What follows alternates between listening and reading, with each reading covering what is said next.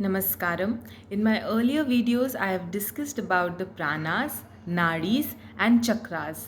And in this video, I will discuss about the prana vayus. So overall, there is one major prana, but based on its function and its movement, it is categorized in 5 different forms, which are known as the prana vayus.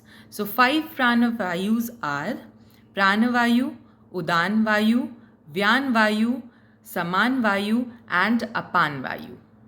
So first let's discuss about the pranavayu.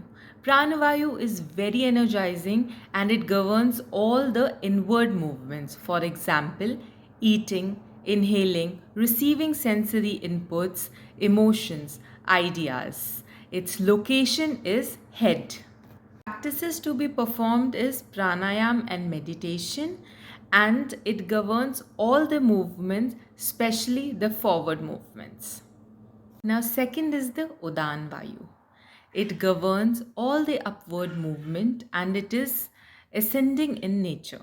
For example, circulation of nutrients, circulation of oxygen, mental capability, and the exercise capacity. Its location is neck and throat. And practices to be performed for this Vayu is mantra, chanting, all upward movement asanas and standing poses. Third is the Vyan Vayu. It governs all the outward movement and it is very expanding in nature. For example, exhalation, speech, will. Its location is chest, heart and arms. Practices which is to be performed for this Vayu is the asanas which extend and expand. Now, fourth is the Saman Vayu. It is very contracting and consolidating in nature. For example, absorption of food, absorption of breath, impression, and thoughts. Its location is navel, and poses to be performed is all the sitting and the stabilization poses. Now, the fifth one is the Apan Vayu.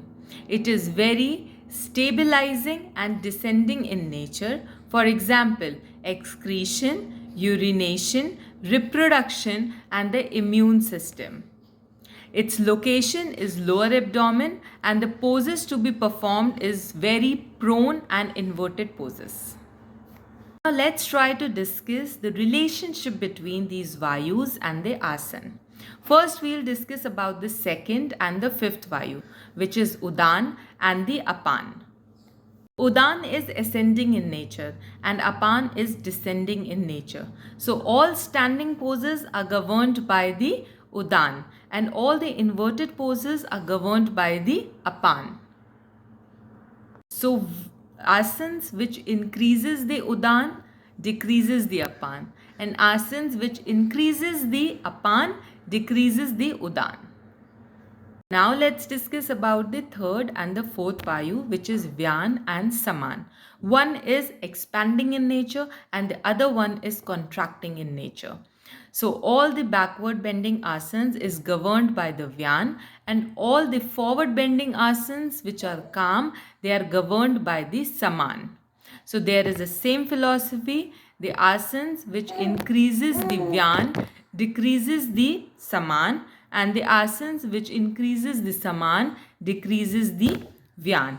And all the twisting asanas brings the balance between the both Vyan and the Saman. Namaskar.